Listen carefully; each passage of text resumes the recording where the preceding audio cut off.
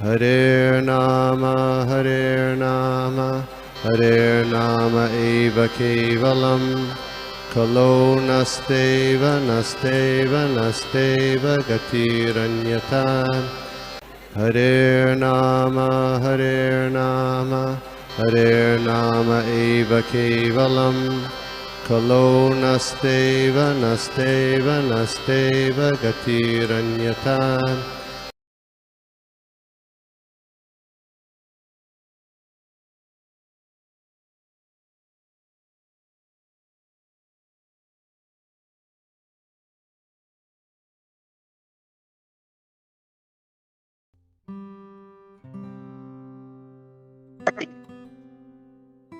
नमो विष्णुपादाय कृष्णप्रेष्ठाय भूतले श्रीमते भक्तिवेदांत स्वामी नित्य नामिने नमस्ते सारस्वते देवे गौरवाणी प्रचारिणे निर्विशेष शून्य पाश्चात्य देशतारिणे जय श्री कृष्ण चैतन्य प्रभु नित्यानंद श्री अद्वैत गदाधर श्रीवासादि गौर भक्त वृंद हरे कृष्णा कृष्ण कृष्ण हरे हरे हरे राम राम राम हरे हरे।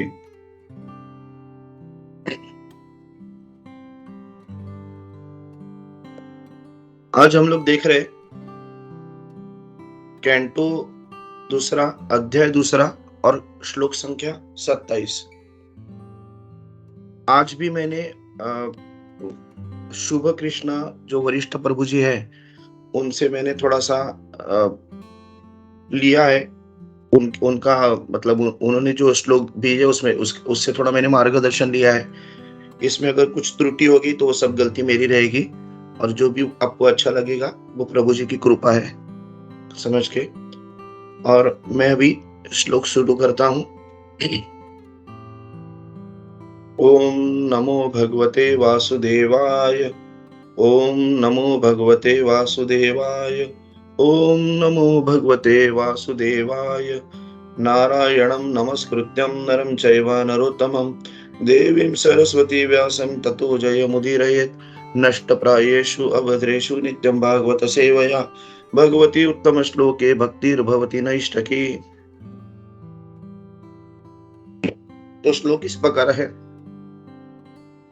न यत्र शोको न जरा न मृत्युर नीतिर्न चोद्वेग ऋते कुतश्चेत् यच्चित्तदोह कृपया निदं विदा दुरंत दुःख प्रभवानुदर्शनात्। तो इसका ट्रांसलेशन श्रील प्रभुपाद जी द्वारा। जय Srila Prabhupada. In that planet of Satyaloka, there is neither bereavement nor old age nor death. There is no pain of any kind, and therefore there are no anxieties. Save that sometimes, due to consciousness, there is a feeling of compassion for those unaware of the process of devotional service, who are subjected to unsurpassable miseries in the material world. So, purport by Srila Prabhupada. Jai Srila Prabhupada. Foolish men of materialistic temperament do not take advantage of successive authorized knowledge. The Vedic knowledge is authorized and is acquired not by experiment but by authentic statements of the Vedic literature explained by bona fide authorities. Simply by becoming an academic scholar, one cannot understand the Vedic statements. One has to approach the real authority who has received the Vedic knowledge by disciplic succession, as clearly explained in Bhagavad Gita 4.2. Lord Krishna affirmed that the system of knowledge as explained in the Bhagavad Gita was explained to the sun god, and the knowledge descended by disciplic succession from the sun god to his son Manu, and from Manu to son King Ikshvaku, the forefather of Lord Ramachandra. And thus the system of knowledge was explained down the line of great sages one after another. But in due course of time, the authorized succession was broken, and therefore, just to re-establish the true spirit of the knowledge, Lord again explained the same knowledge to Arjuna, who was a bona fide candidate for understanding due to his being a pure devotee of the Lord. Bhagavad Gita, as it was understood by Arjuna, is also explained in Bhagavad Gita 10.12.13. But there are many foolish men who do not follow in the footsteps of Arjuna in understanding the spirit of Bhagavad Gita. They create instead their own interpretations, which are as foolish as they themselves, and thereby only help to put a stumbling block on the path of real understanding, misdirecting the innocent followers who are less intelligent, or the Shudras. It is said that one should become a Brahman before one can understand the Vedic statements, and this stricture is as important as the stricture that no one shall become a lawyer who has not qualified himself as a graduate. Such a stricture is not an impediment in the path of progress for anyone and everyone, but it is necessary for an unqualified understanding of a particular science. Vedic knowledge is misinterpreted by those who are not qualified Brahmanas. A qualified Brahmana is one who has undergone strict training under the guidance of a bona fide spiritual master. The Vedic wisdom guides us to understanding our relation with the Supreme Lord Shri Krishna and to acting accordingly in order to achieve the desired result of returning home back to Godhead. But materialistic men do not understand this. They want to make a plan to become happy in a place where there is no happiness. For false happiness, they try to reach other planets either by Vedic rituals or by spacecraft. But they should know for certain that any amount of materialistic adjustments for becoming happy in a place which is meant for distress cannot benefit the misguided man, because after all, the whole universe with all its paraphernalia will come to an end after a certain period. Then all plans of materialistic happiness will automatically come to an end. The intelligent person therefore makes a plan to return home back to Godhead. Such an intelligent person surpasses all the pangs of material existence like birth, death, disease, and old age. He is actually happy because he has no anxieties of material existence. But as a compassionate sympathizer, he feels unhappiness for the suffering materialistic men, and thus he occasionally comes before the materialistic men to teach them the necessity of going back to Godhead. All the bona fide acharyas preach this truth of returning back home back to Godhead and warn men not to make a false plan for happiness in place where happiness is only a myth. जय श्री प्रभुपाद। यहाँ पे प्रभुपाद जी ने बहुत ही detailed में ये particular श्लोक को explain किया है और हर एक पॉइंट को यहाँ पे उन्होंने काफी अच्छे तरह से हाईलाइट किया है। तो शुभ कृष्ण प्रभु जी ने इसको जिस तरीके से एनालाइज किया है वो मैं थोड़ा सा आपके सामने रखने का कोशिश करता हूँ। इसमें ये जो मैं बताऊंगा उसमें से थोड़ा मतलब थोड़ा नहीं, एटलीस्ट 75% मैंने उनसे लिया है। तो यहाँ पे प्रभुपाद जी ये जो श्लोक है इसमें दो पर्टिकुलर श्लोक को ज्यादा एम्फसाइज करते हैं, वो है कृपया और अन इदम विदम। तो अभी हम लोग देखते हैं कि इस पृथ्वी पर दुख क्यों होता है, तो हम लोग इस दुखालय अशाश्वतम में सुख भोगने के पीछे लगते हैं। हमको लगता है कि हम लोग अगर थोड़ा ज्यादा पैसा कमाएंगे तो हम सुखी हो जाएंगे, अच्छी शादी हो जाएंगे, अच्छे बच्चे हो जाएंगे तो हम सुखी हो जाएंगे, कोई बड़ा घर आ जाएगा तो सुखी हो जाएंगे, कुछ लैंड लेके वहां पे बंगला बना देंगे तो सुखी हो जाएंगे। ये अपनी सुखी बनने की एक अपनी खुद की कल्पना है जो हम लोग बचपन से सीखते आए हैं या बड़ों ने हम लोग को सिखाया है या हम लोग किसी और से, जो कोई आचार्य नहीं है, जो कोई भक्त नहीं है, ऐसे अभक्त कर्मी से सुख बनने की हम लोग कल्पना सीखते आए। उसके वजह से हम लोग की एक सुख बनने की एक व्याख्या बन गई कि सुख का मीनिंग क्या है, डेफिनेशन क्या है।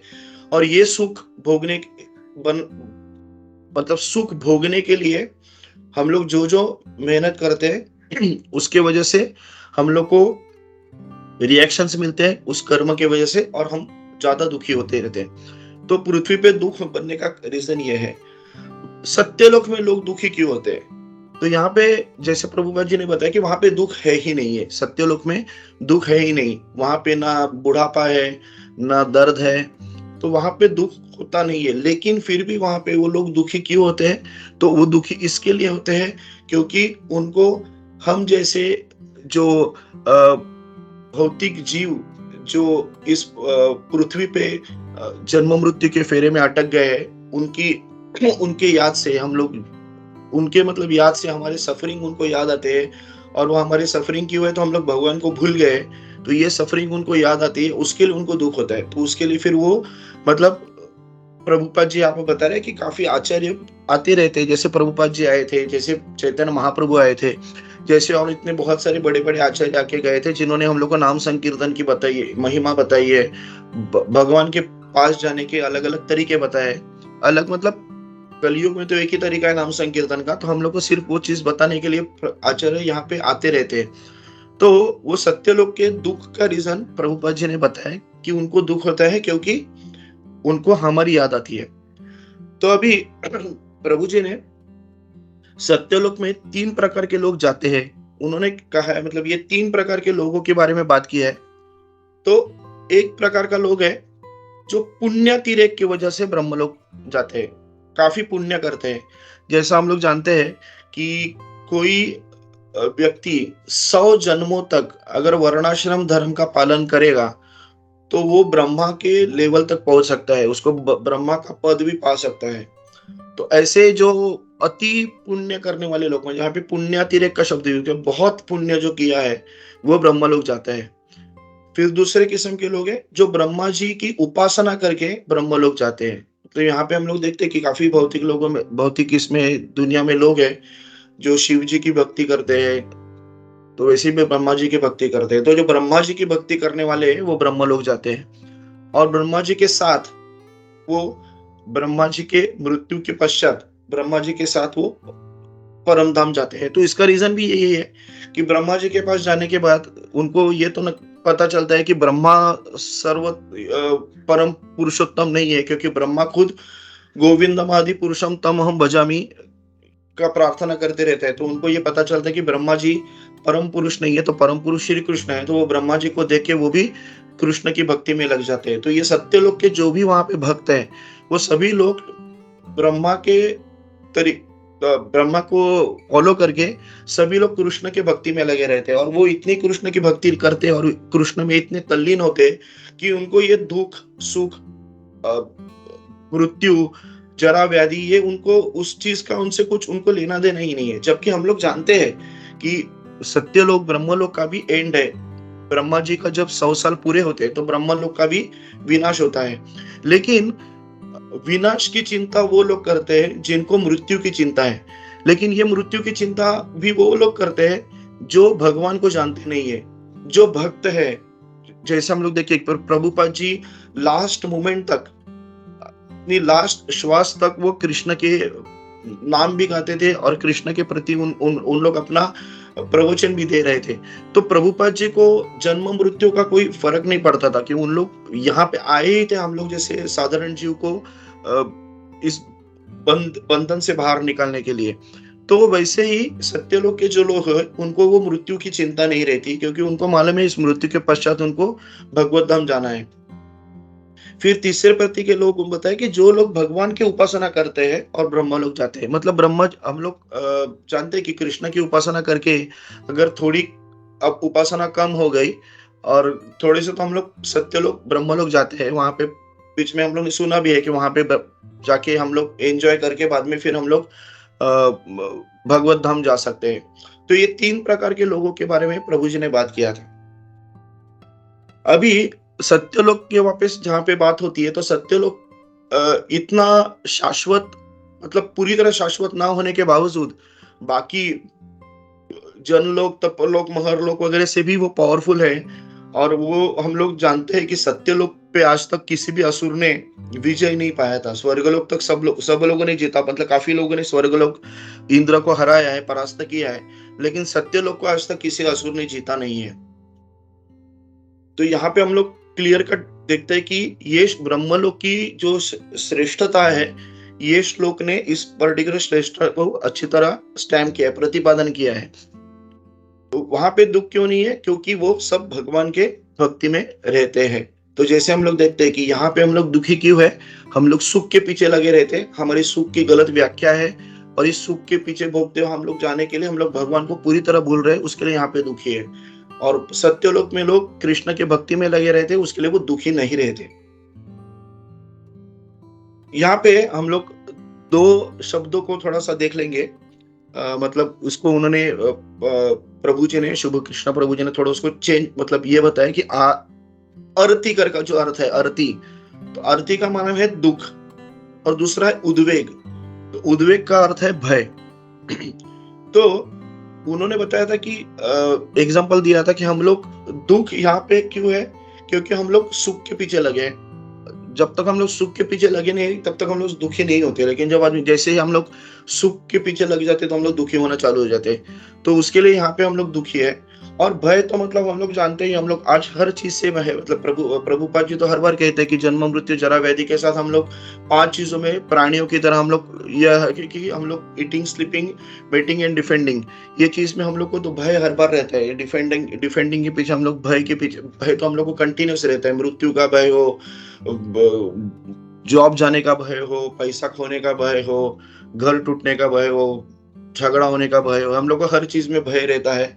और ये सब जो चीज है वो भगवान को भूलने की वजह से है। तो ये जो महान लोग जो है सत्यलोक में, वो दूसरों का दुख नहीं देख सकते। यहाँ पे प्रभु जी ने एक बहुत अच्छा एग्जांपल दिया था कि अगर हम लोग देखते हैं कि हम लोग कभी बाथरूम जाते हैं, या हम लोग कभी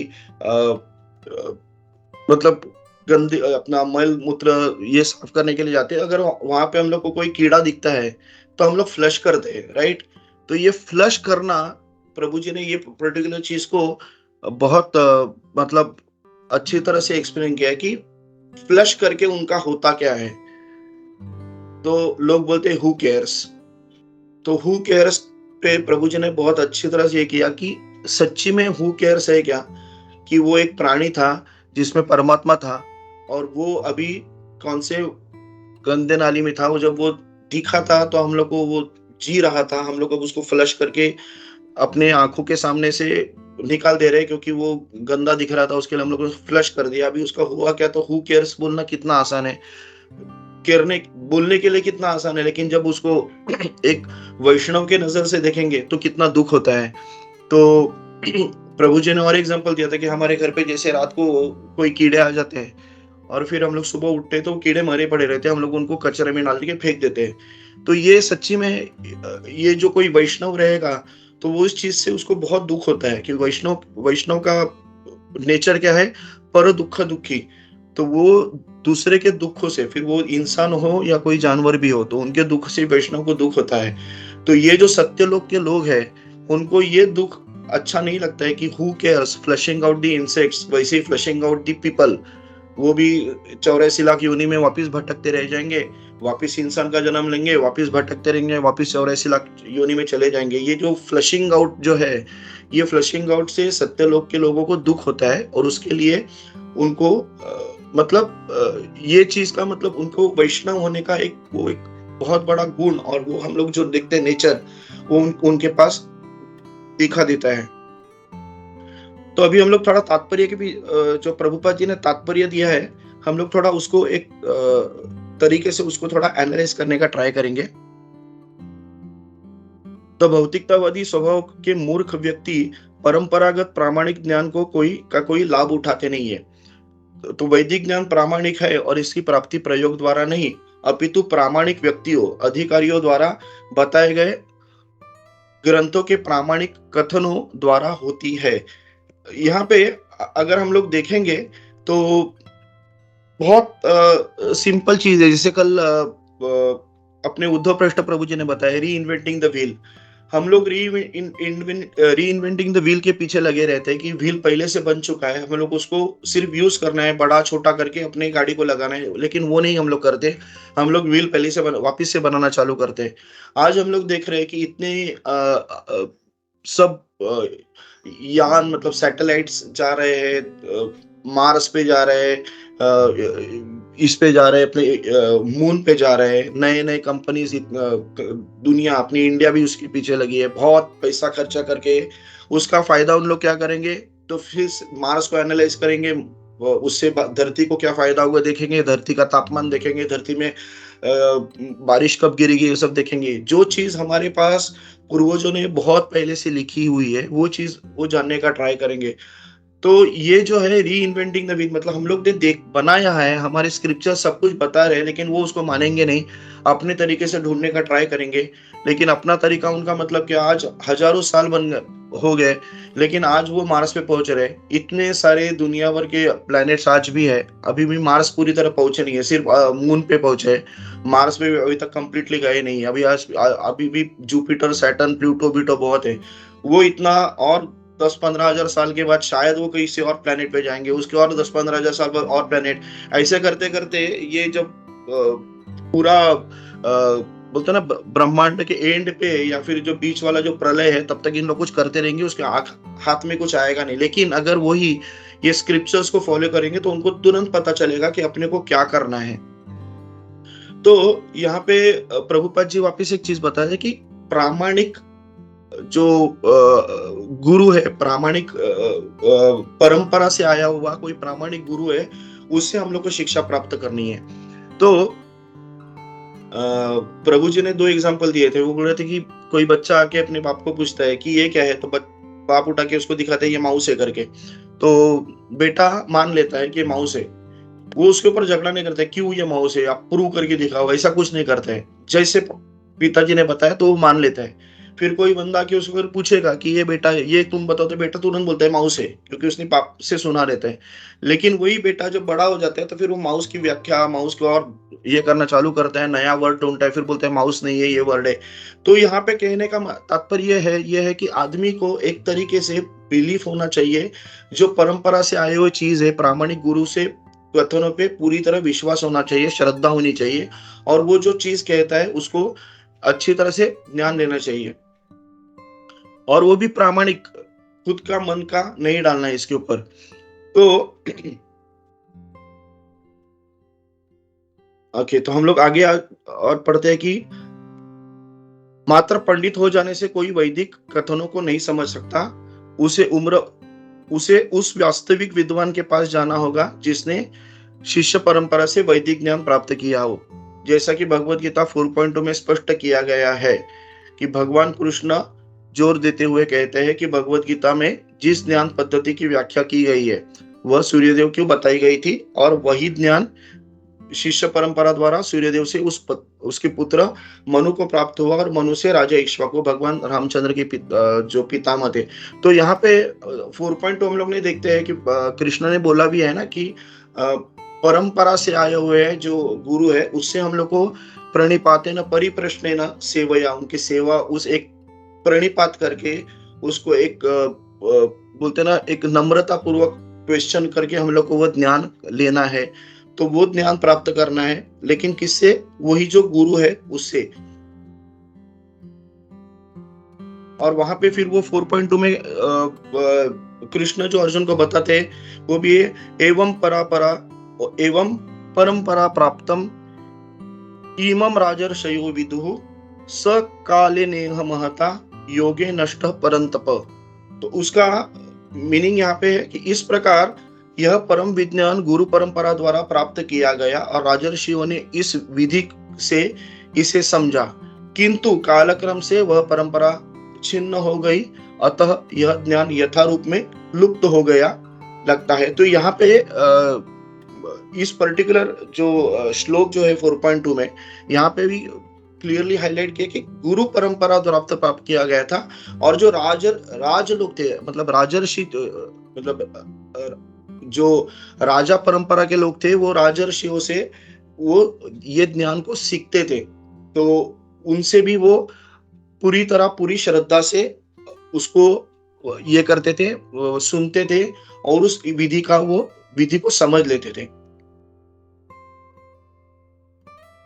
और अभी यहाँ पे प्रभु जी ने वही बोला कि अगर हम लोग किसी ज्ञान का अगर प्रचार नहीं करेंगे तो वो ज्ञान लुप्त हो जाता है। जैसा एग्जाम्पल में अगर हम लोग देखेंगे तो एक भृगु संप्रदाय हो रहा, मतलब है अभी, आज भी है वो, लेकिन वो थोड़ा अभी कम होते जा रहा है। उसका लोग कम होते जा रहे हैं। वो भृगु संप्रदाय के लोगों के में ज्योतिष विद्या बहुत प्रचलित है और वो उनको ज्योतिष विद्या का ज्ञान बहुत अच्छा है। वो किसी भी इंसान को देख के तुरंत उसके बारे में एकदम डिटेल्ड प्रॉपर ज्योतिष उसका नेक्स्ट जन्म तक बताने की उनमें ताकत है उस ज्योतिष विद्या में। लेकिन अभी होता क्या है कि वो कभी भी अपने परंपरा से अपने संप्रदाय से अलग वाले लोगों को वो शिक्षा देते नहीं है, जिसकी वजह से अभी वो ये जो शिक्षा है वो थोड़ी लुप्त होती जा रही है। तो प्रभु जी ने हम लोग को यही कहा है कि हम लोग को इसका भगवत गीता से इस ऐसा भगवत गीता का नहीं होना है। हम लोग को कंटिन्यूअस हम लोग को ये चीज भगवत गीता का ज्ञान हम लोग को सबको देते रहना है और ये देखना है कि सत्यलोक में जैसे लोग दुखी होते हैं, जिसकी वजह से मतलब हम हमारी जो अवस्था देख के हमारे जो कंटिन्यूअस थ्री फोल्ड मिजरीज को देख के जो उनको दुख होता है, तो वो दुख का कारण हम लोग को आज पता है प्रभुपाद जी की कृपा से। तो हम लोग को भी ये देखना है कि हम लोग आगे के लोगों को भी ये ज्ञान देते हैं। तो फिर आगे पढ़ के देखते हैं कि भगवान ने वह ज्ञान अर्जुन को प्रदान किया क्योंकि भगवत भक्त होने के कारण वह इसे समझने के योग्य था। अर्जुन ने भगवत गीता को जिस रूप से समझा उसका भी वर्णन किया गया है कि अर्जुन क्या बोलते हैं, परम ब्रह्म परम धाम पवित्रम परमम भवान पुरुषम शाश्वतम दिव्यम आदिदेव मजम विभुम। तो यहाँ पे वो बोलते हैं परम ब्रह्म हो, आप परम धाम हो, आप पवित्र हो, आप परम भवम हो, आप पुरुषम हो, आप शाश्वत हो, आप दिव्य हो, आदिदेव हो, आप परम विभुम हो। और ये सब कहने के लिए आप देवल जो है, नारद है, ये जो असित है, ये जो मतलब सॉरी देवर्षि जो नारद देवर्षि जो है, असित है, देवल है, व्यास है, इन सभी लोगों ने ये चीज को माना है। तो यहाँ पे हम लोग देखते हैं कि गुरु हम लोग एक बताते हैं, वो ही चीज गुरु क्या शास्त्र को देख के बताते हैं।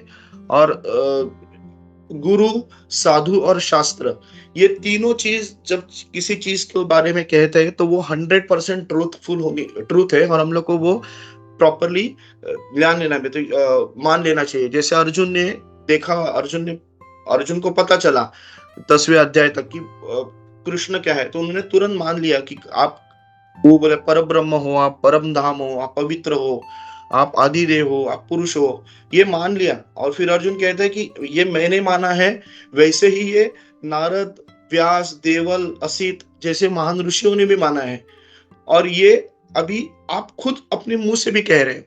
तो ये तीन, 1 2 3 ये तीनों चीज क्लियरली बता रहे हैं कि कृष्ण कौन है। और इसके बाद भी अगर हम लोग अपनी अकल लगाएंगे, अपनी मूर्खता बताना, जैसे प्रभुपाद जी बोलते हैं कि ये मूर्खपूर्ण ज्ञान उनके तरह मूर्ख है करके, तो ये हम लोग फिर अपनी मूर्खता दिखाने का ट्राई करेंगे। फिर उससे होता क्या है कि हम लोग खुद भी तो भटक जाते हैं और दूसरों को भी भटकाते हैं। जैसे यहाँ पे उन्हें प्रभुपाद जी ने बताया कि जो उनके समान मूर्खता पूर्ण होती है और वास्तविक ज्ञान के मार्ग में वो रोड़े का काम करती है तथा अल्पज्ञों को या शूद्रों को वो गुमराह करने वाली है। तो ये जो लोग हैं जो अपनी मेंटल स्पेकुलेशन से, अपने मन से किसी शास्त्र को बदलने का ट्राई करते हैं, तो उससे होता क्या है कि जो उनको फॉलोअर्स है वो खुद भटक जाते हैं।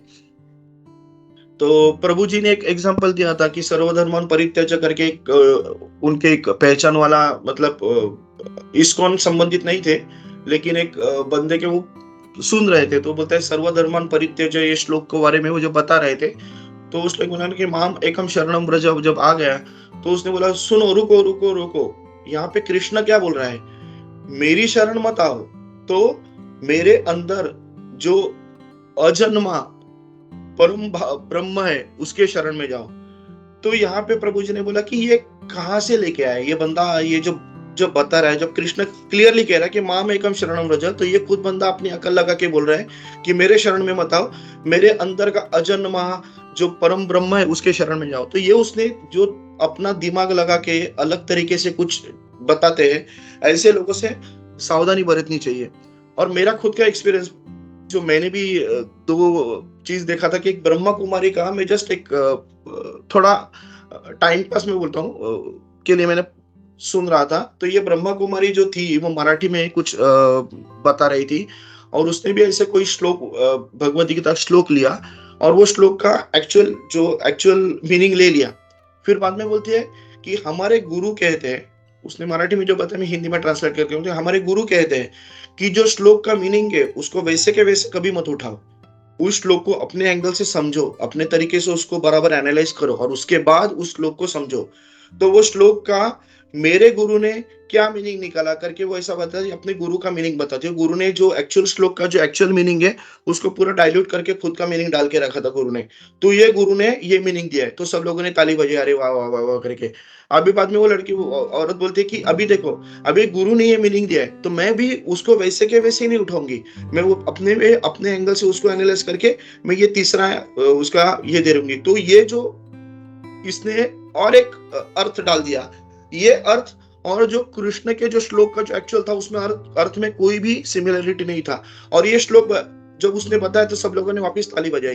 तो ये अज्ञानी लोग ऐसे मूर्खतापूर्ण जो डिस्कशंस रहते हैं, मूर्खतापूर्ण कोई अगर चीजों को एनालाइज करके अगर लेक्चर देता है, ये अज्ञानी लोग उनको फॉलो करके खुद गुमराह हो जाते हैं। तो ये पहले से ब्रह्म कुमारी की वो जो ये थी वो खुद पहले से गुमराह थी, वो और लोगों को गुमराह कर रही थी। और ऐसे अब तो जानते हैं कि ये ब्रह्म कुमारी का जो मैं नाम ले रहा हूँ, I am sorry, I don't want to offend anyone, लेकिन ये पर्टिकुलर मैंने खुद एक्चुअली एक्सपीरियंस किया हुआ श्लोक के बारे में बता रहा था कि मतलब वो खुद गलत अर्थ बता रही थी और उसके पीछे सुनने वाले जो 1000 लोग थे वो उनको ताली बजा के वो भी एक्सेप्ट कर रहे थे। तो ये सब चीज है जिसकी वजह से बहुत मुसीबत आ रही है लोगों को। और एक एग्जांपल जो मैंने परसों व्हाट्सएप के मेरे को एक मैसेज आया था, वहां पे एक बंदे ने लघु गीता भेजी थी।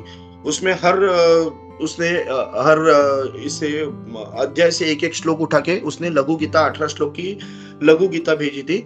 और वो भेजने के बाद वो बंदे का नाम देके व्हाट्सएप की जिसने मुझे फॉरवर्ड किया था उसने लिखा था कि प्लीज आप आगे वाले लोगों को भेजो। मैंने तुरंत उसको रिप्लाई किया, मैंने पढ़ा और बोला, तुरंत उसको रिप्लाई करके बोला कि आप भगवत गीता को पहले समझने का ट्राई करो। भगवत गीता कब बताई गई थी? शंख फूके गए थे, युद्ध की पूरी तैयारी हो चुकी थी, शंख भी फूके गए थे और कोई भी एक तीर चलाने का बाकी था, युद्ध तुरंत चालू होता था। ऐसे टाइम पे जब कृष्ण अर्जुन को बता रहे गीता, तो वो गीता तो ऐसे नहीं बताएंगे यार तुम्हारा नाम यह है, मेरा नाम यह है, हम लोग कल ये खाना खा रहे थे, वो तो नहीं बताएंगे। वो क्या बताएंगे? जो exactly very important to the point to that particular instance, जो एग्जैक्ट होना चाहिए। तो मोस्ट इंपॉर्टेंट जो श्लोका है वो अर्जुन को बताए गए कृष्ण ने, उसको तुम क्या और प्रिसाइज करोगे, उसको क्या छोटा करोगे? युद्ध के शुरू होने के पहले जो कृष्ण ने बताया वो सबसे स्मॉलेस्ट हो सकता है, उसमें और स्मॉल कैसे कर सकते हो आप? तो मैंने उनको बताया कि अपनी खुद का दिमाग मत यूज करो। और उन्होंने भी क्या किया था, 18वें अध्याय में उन्होंने कोई तो श्लोक लिया था, लेकिन जिसमें जो मेन इंपॉर्टेंट श्लोक है 65 और 66 मन मना भव मद्भक्तो और सर्वधर्मन परित्यज्य, वो लिया ही नहीं था। मैंने बोला अपने जो गीता का जो मेन सार है वही श्लोक नहीं उठाए तो आप किसको कैसे बोल सकते हैं लघु गीता करते? मैंने उनको वापस बोला था कि मैं आपको प्लीड करता हूँ, प्लीज ये ऐसे खुद के दिमाग लगा के भगवत गीता को एनालाइज मत करो। जो अपने आचार्य है जिन्होंने परंपरा से भगवत गीता को पढ़ा है, परंपरा से भगवत गीता को जाना है, उनके मीनिंग्स ले लो और वही अर्थ आप फॉलो करो। तो मैं आगे कहने का मतलब यही है। फिर आगे हम लोग पढ़ते हैं तो यहाँ पे भी उन्होंने आगे जैसे हम लोग पढ़ते जाएंगे, मैं वापस पढ़ता नहीं हूँ क्योंकि टाइम जा रहा है, मैं सिर्फ उसके पर्टिकुलर जो चीजें हम लोग ने वैसे पर तो पढ़ लिया था। तो आगे प्रभुपाद जी के इसमें उन लोग बोलते कि सुखी रहने की हम लोग को एक योजना करते हैं। तो ये सुखी रहने की योजना क्या रहता है कि मैं काफी योजना मतलब प्लानिंग, तो मैं काफी दिनों से ये एक पर्टिकुलर जोक सुन रहा हूँ। मतलब ये जोक मतलब this is not a joke, actually it is a fact. और वो मुझे बहुत अच्छा लगा था। तो वो फैक्ट क्या कह रहा है कि if you want Krishna to laugh tell him your plans. अगर भगवान को आपको हंसाना है तो भगवान को अपनी योजना बताओ। तो क्योंकि हमारी योजना हम सोचते हैं और भगवान की योजना अलग रहती है। तो भगवान को अगर हंसाना है, भगवान हंसेंगे हमारी योजना, क्योंकि भगवान ने खुद हमारे लिए अपनी योजना बना के रखी थी। तो सुखी रहने की हम लोग जब योजना करते हैं तो वो सुखी रहने का जो हम लोग प्लान करते हैं, वो प्लानिंग को फॉलो करने के लिए हम लोग दुखी हो जाते हैं। जब हम लोग एक्चुअली योजना नहीं बनाते, हम लोग अच्छी तरह सुखी रहते हैं। तो moment we start planning for being happy, we actually become distressed. तो ये एक प्लान है। और फिर आगे चल के प्रभु जी ने बोला एक पर्टिकुलर जो सेंटेंस है कि यहाँ पे अब देखोगे कि सुखी होने के लिए भौतिक समझन की कोई कोई भी मात्रा पथभ्रष्ट व्यक्ति को लाभ नहीं पहुंचा सकती, क्योंकि अंत तोगत्वा इस ब्रह्मांड को कुछ काल बाद अपने समस्त वस्तुओं सहित विनष्ट होता है। तो यहाँ पे ब्रह्मांड को कुछ काल बाद, आज हम लोग सब जानते हैं कि ब्रह्मांड का लाइफ कितना है। 100 साल जो ब्रह्मा का जो लाइफ है, वो ब्रह्मांड का लाइफ है, वो हमारे लिए कितने सारे मतलब अरबों खरबों वर्ष है, मतलब trillions and trillions of years अपने लिए वो है। उसको प्रभुपाद जी बोलते हैं कुछ काल बाद। मतलब प्रभुपाद जी ने वो बड़ा चीज को एक छोटा सा चीज बता दिया कुछ काल बाद, लेकिन एक्चुअली वो कुछ काल बाद है। एक्चुअली वो कुछ काल बाद, हम लोग तो मतलब वो हजारों सालों करोड़ों साल तो सुन, हम लोग तो 100 साल भी नहीं जी पाएंगे, तो हमारे लिए तो वो कुछ काल भी नहीं है और उससे भी छोटा है। तो प्रभुपाद जी ने कुछ काल बाद बताने का उनका जो प्रयोजन ये है, प्रभु जी जैसे बता रहे थे कि प्रभुपाद ने वो कुछ काल बाद का जो कहने का प्रयोजन ये है कि आप लोग किसी अलग चीजों में भटकते रहते हो, कोई कोई चीज प्लान करते हो, कोई कोई चीज ये करते हो, आप ये भूल जाते हो कि ये आपका पूरा का पूरा जो प्लानिंग है ये कभी ना कभी तो नष्ट होने वाला है। इस चीज का एक कुछ भी नहीं रहने वाला, एक फ्रैगमेंट छोड़ो, एक मॉलिक्यूल भी नहीं रहने वाला है, और आप उसके पीछे अपना पूरी जिंदगी, आपकी पूरी पुश्ते खराब करते हो। तो वो मत करो। और जो परंपरा से आया हुआ जो भक्त है, जो परंपरा से आया हुआ जो ज्ञान है, जो कोई एक बोनाफाइड स्पिरिचुअल मास्टर अपने को दे रहे हैं, उसको प्रॉपर ध्यान से और प्रॉपर फेथ से, प्रॉपर बिलीफ से, श्रद्धा से उसको आप पूरी तरह से फॉलो करो। यही हमारे लिए मुक्ति का मार्ग है, यही हमारे लिए सुख का शुरुआत और दुख का अंत है। क्योंकि हमारा दुख अंत तब होगा जब हम भगवान के पास जाएंगे, तो उसके लिए हमारा दुख का अंत, हमारा शरीर का अंत, हमारा दुख का अंत है। और हमारे जब परम धाम की जो यात्रा है, भगवत धाम की हमारी जो यात्रा है, वो हमारी सुख की शुरुआत है। तो हम लोग को वो एंगल से देखना है, हम लोग को उसी तरह फॉलो करना है जो प्रभुपाद जी ने हम लोग को जो बुक्स दी है, प्रभुपाद जी ने हमारे लिए जो नॉलेज हमारे लिए बना के रखा है, हम लोग को उसको ध्यान से फॉलो करना है। उनके हर एक वर्ड को प्रॉपर 100% बिलीव करना है, अपनी दिमाग उस पर नहीं लगाना है। क्योंकि हर बार हम लोग कहते हैं कि हमारे दिमाग का एक लिमिटेशन है।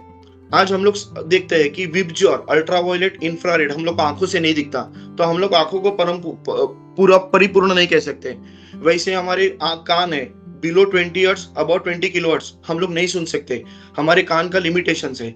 जबान के भी हम लोग वाले में कभी खट्टा यहाँ पे होता है, जबान के एक कोने में खट्टा है, जबान के इस पे तीखा है, यहाँ पे थोड़ा मीठा है। तो जबान भी कंप्लीट नहीं है, हम लोग को अलग अलग जगह पे डाल के देखना पड़ेगा, टेस्ट आने का। तो जबान भी अपनी नहीं है।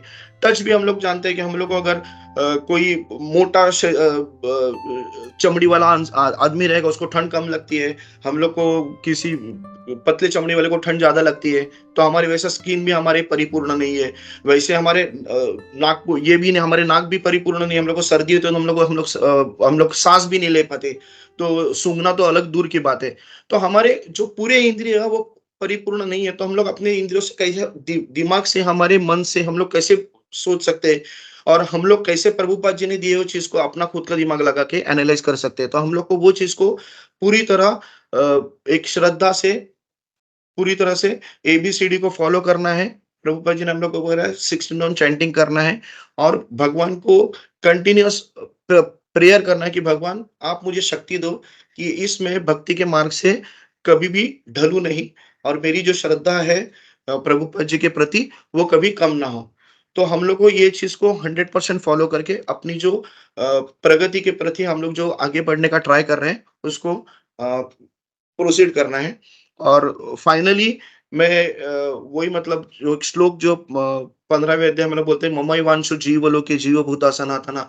ये जो कृष्ण ने जो हम लोग को श्लोक बताया है, वो श्लोक को हम लोग को देना है कि हम लोग को भगवान के अंश है, हम लोग को भगवान के पास ही जाना है।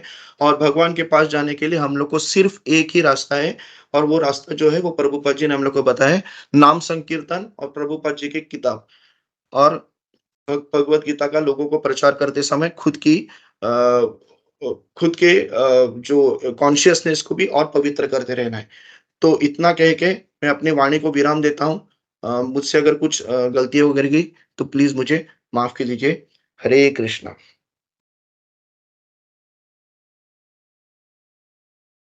सॉरी आज थोड़ा-सा लेट हो गया प्रभु जी, माता जी।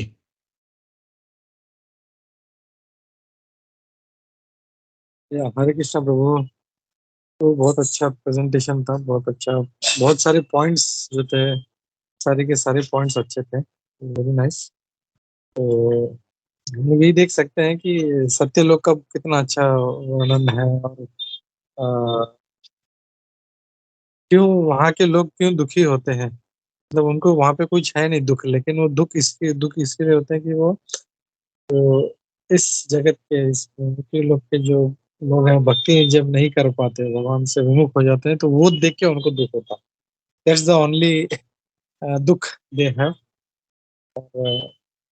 कैसे आपने मतलब जो परंपरा का इम्पोर्टेंस है, और जैसे वो प्रभु जो परंपरा है वो लोग कैसे डिमिनिश हो रहे हैं क्योंकि the knowledge is not passing.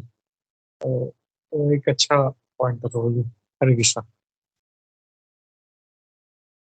Thank you प्रभु जी, thank you very much. Krishna.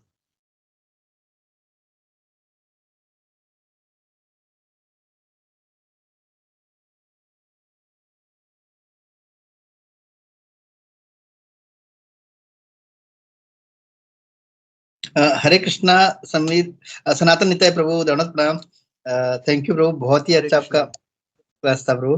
Prabhu just एक जिज्ञासा थी, जस्ट ऐसे अभी गोपीमन प्रभु ने बताया, आपने भी बहुत सुंदर समझाया कि सत्युग में बिल्कुल दुख नहीं। तो जस्ट एक ये था प्रभु, लाइक तो वहाँ जो अभी जीव है सत्युग में, सिंस वहां पे भी जन्म मृत्यु जरा व्याधि है, but still they are not, मतलब उसका उनको दुख वगैरह कुछ नहीं, लेकिन हमारे लिए वो बहुत ही कंपैशन है। तो इज इट अभी जो ये जब वो लोग बॉडी छोड़ेंगे, so they are perfect and go back to spiritual world? Just मेरा ऐसा जिज्ञासा था ब्रो। इवन सारे जो भी अगर किसी ने इसके ऊपर कुछ सुना है या आपने कुछ, जस्ट एक प्रभु आप एक कर सकते, यू कैन टेल।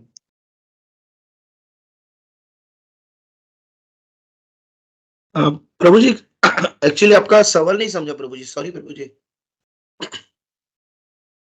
नहीं, प्रश्न यही था प्रभु कि जो सत्ययुग में अभी जो सत्यलोक में जो लोग है, दे आर लाइक अभी perfected beings, means they are not even, मतलब वहां पे भी ताप तो रहे है, जन्म मृत्यु जरावादी, but still they are happy. ये भी दुख उनको दुख नहीं लगता, they are only unhappy because of अर्ज।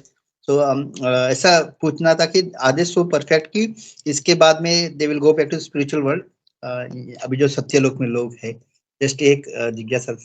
हरे कृष्ण। हरे कृष्णा। प्रभु जी यहाँ पे बहुत सारे वरिष्ठ भक्त हैं, वो आंसर दे सकते हैं। मैं जस्ट जो मैंने कल पढ़ा था उसके बारे में बता रहे कि प्रभु जी ये बता रहे थे कि हाँ करके, जैसे वो तीन लोग जो तीन प्रकार के जो लोग हैं जो ब्रह्मलोक जाते हैं, वो मतलब या तो उन्होंने पुण्य किया है, बहुत पुण्य करे और ब्रह्मलोक जाए, या तो उन्होंने ब्रह्मा को फॉलो किया है, या फिर वो कृष्ण के भक्त है और वो वहां पे गए। तो कृष्ण के भक्त है तो वो बोले तो वो तुरंत वहां से निकल ही जाएंगे। वो तो हम लोग आगे के श्लोकों में आपको तो पता ही रहेगा, आगे के श्लोकों में पता है कि कृष्ण के भक्त है वो वहां से निकल जाते हैं परम धाम के लिए। ब्रह्मा जी के जो भक्त है उनको ब्रह्मांड के एंड तक रुकना पड़ता है, और ब्रह्मा जी की मृत्यु के पश्चात वो ब्रह्मा जी के साथ पर भगवत धाम जाते हैं।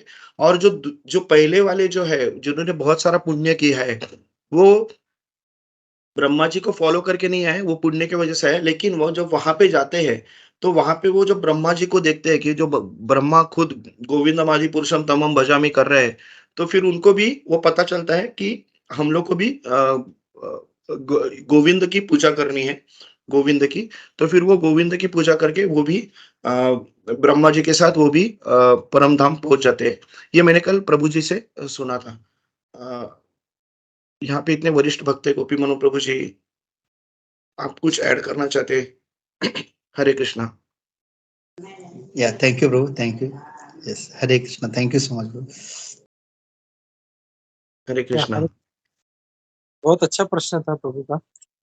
और जैसे मतलब मेरे भी दिमाग में यही है क्योंकि बिकॉज वो लोग जो भी जीव वहां पे पहुंचे हैं सत्यलोक में, तो बहुत ही परफेक्शन मतलब पाके मतलब धीरे धीरे धीरे धीरे धीरे वो सत्यलोक तक पहुंचे हैं, ब्रह्मलोक तक पहुंचे।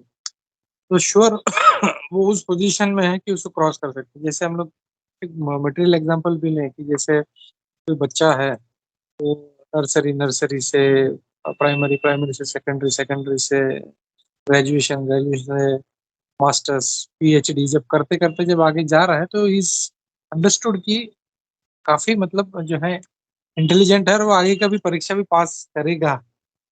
It is for sure because he has reach that, उसका इंटेलिजेंस उसका बुद्धि उस लेवल पे पहुंचा है। तो यहाँ पे भी मतलब जो पहुंचे हैं तो उन्होंने सब देखा है दुख कितना है।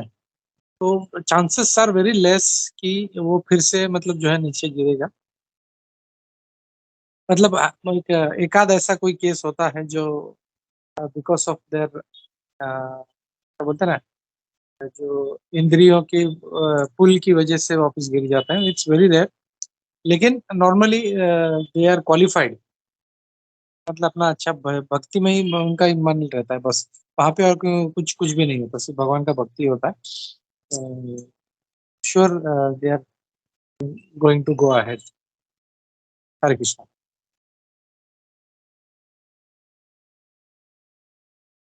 Thank you, Gopi Prabhu. Thank you so much. Hare Krishna. Thank you Gopi Mahaprabhu ji.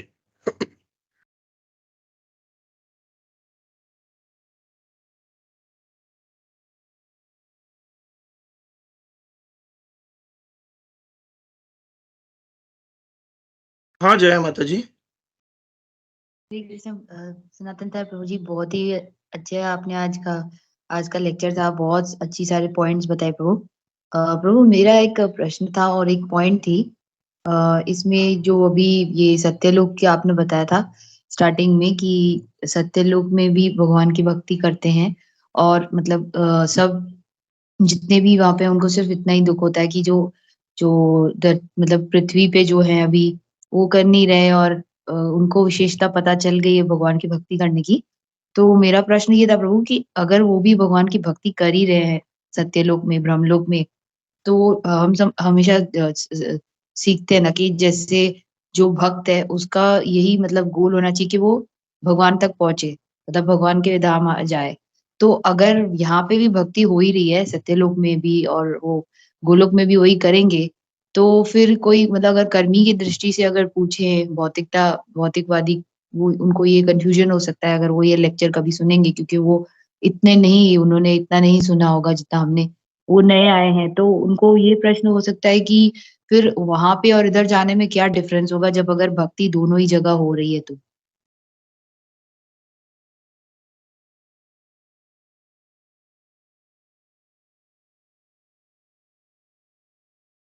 Actually जय माता जी, आपका क्वेश्चन एकदम 100% नहीं समझा आपने। मतलब कहाँ पे जाने से क्या फायदा होगा, नहीं समझा। थोड़ा सा आप वापिस क्वेश्चन पूछो, बताओगे सिर्फ। जी प्रभु। प्रभु मतलब ऐसे जैसे आपने बताया था कि जो भक्ति मतलब वहां पे भी सत्यलोक में भी ब्रह्मलोक में भी भक्ति भगवान की कर ही रहे हैं, और जो है कि गोलोक हम जानते हैं एज डिवोटीज कि भाई वहां पे हमारा फाइनल डेस्टिनेशन वो है। लेकिन जो नए नए आएंगे, जो या कोई नया होगा और वो ये लेक्चर सुन लेगा उठा के, तो वो तो नया होगा, उसको पता नहीं होगा कि परम धाम मतलब गोलोक है, डेस्टिनेशन फाइनल वही है।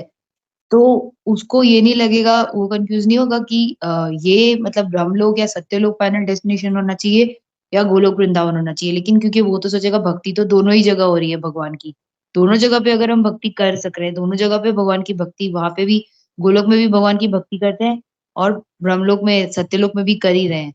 तो क्या इसीलिए मतलब सत्यलोक को वो फाइनल डेस्टिनेशन ना माने क्योंकि वहां पे भगवान नहीं है और गोलोक में भगवान है? क्योंकि डिफरेंस फिर क्या हो जाएगा, क्योंकि भक्ति तो सत्यलोक में भी कर ही रहे हैं।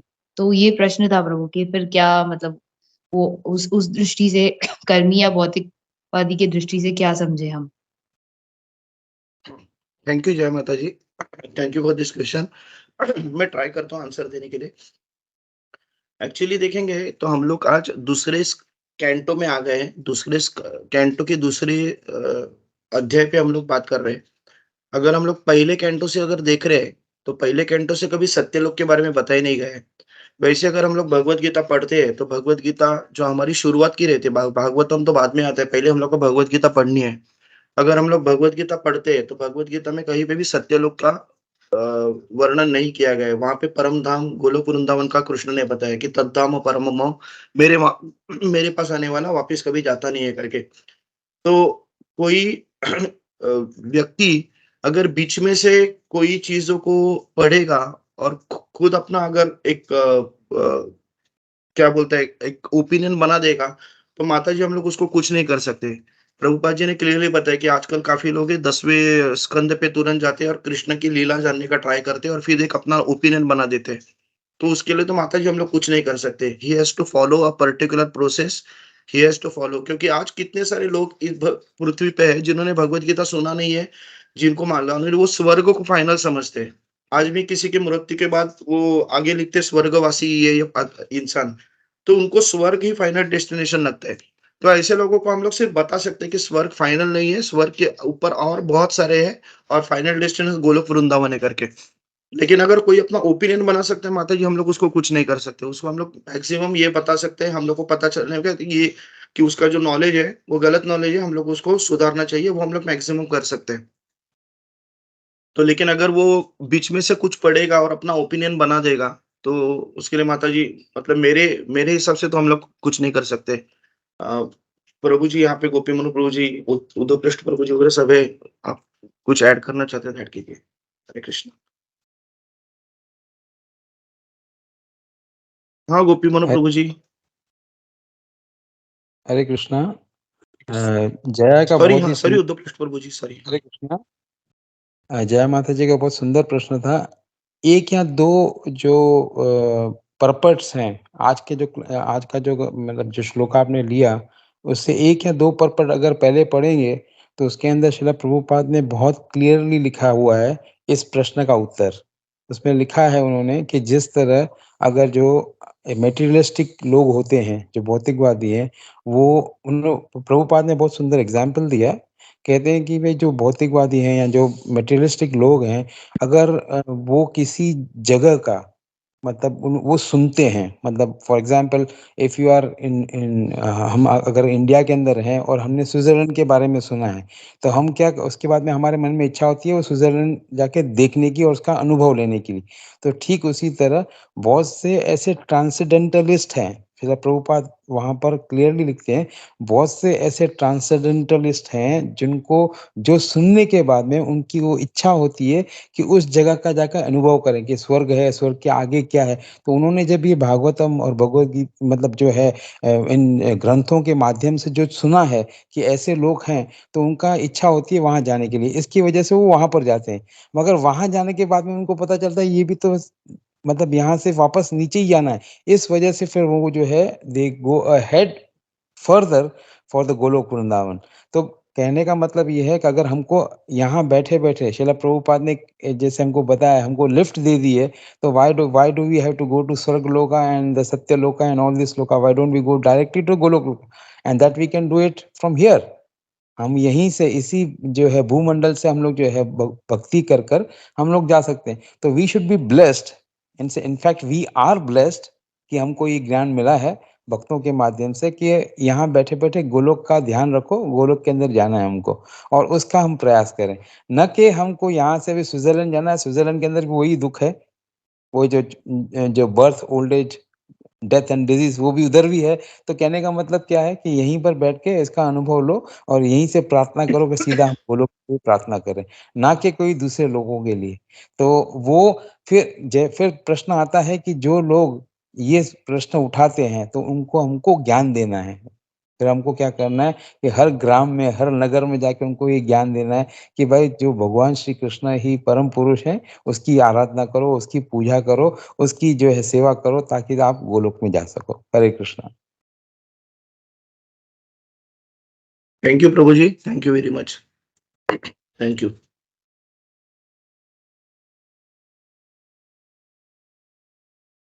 Hare Krishna. Thank you so much प्रभु जी, आपने बहुत अच्छे से बताया। समीर सनातन प्रभु जी, और थैंक यू सो मच उदय प्रेश प्रभु जी, आपने भी प्रभु बहुत डिटेल में अच्छे से समझा इस पॉइंट को। प्रभु एक और ये पॉइंट था जो आपने जैसे स्टार्टिंग में ये भी बताया था कि जैसे वो जो आप बता रहे थे कि कैसे ये लोग जो भौतिक मतलब रिसर्चेस करते हैं अलग-अलग प्लैनेट्स का जो आपने स्टार्टिंग में समझाया था। मार्स तक भी वो मतलब वो हमारे स्क्रिप्चर्स को नहीं मानेंगे और वो पहले से ही जो लिखा गया है प्रभुपाद ने बता दिया है वो नहीं मानेंगे और वो अपनी खुद की रिसर्चेस करने में टाइम वेस्ट करते हैं और फिर बाद में वो एक थ्योरी निकालते हैं कि अभी ऐसा है वैसा है। तो आपने तब बताया था कि मार्स तक पहुँचे, वो अभी तक पहुँचे हैं, अभी जाके वो पहुँचे हैं जिसका ऑलरेडी प्रभुपाद जी ने उनके बुक्स में मतलब सब प्रभुपाद जी ने पहले ही बता दिया था और उसमें से मतलब हम स्कूल में होते थे और ये उन्होंने जैसे बोला कि 7 प्लैनेट्स है। तो वो भी मतलब गलत है उनकी स्टडी क्योंकि अभी बाद में वो ये भी बोल रहे लास्ट सबसे फाइनल प्लैनेट प्लूटो है। लेकिन अभी वो भी खारिज कर रहे हैं उस थ्योरी को कि वो भी नहीं है, उसके बाद और 9 प्लैनेट्स उन्होंने ऐड कर दिया और हमको स्कूल में 0 मार्क्स देते कि तुम गलत हो।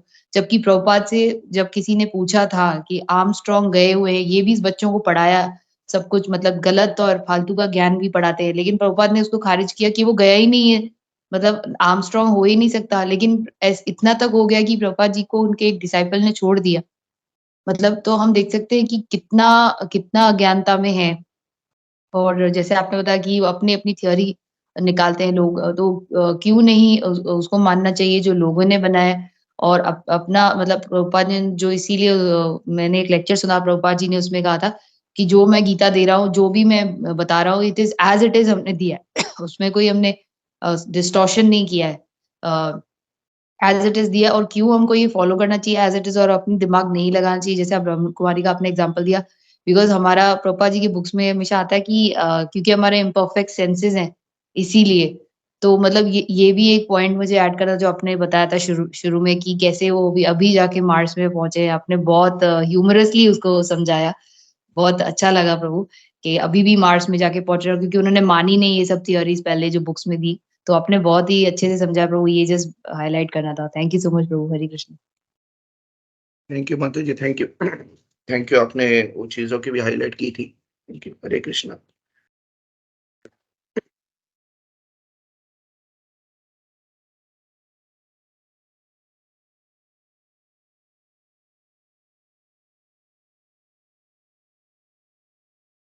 अगर किसी के पास कुछ प्रश्न नहीं है तो हम लोग नरसिंह आरती लेते हैं क्या? हरे कृष्णा।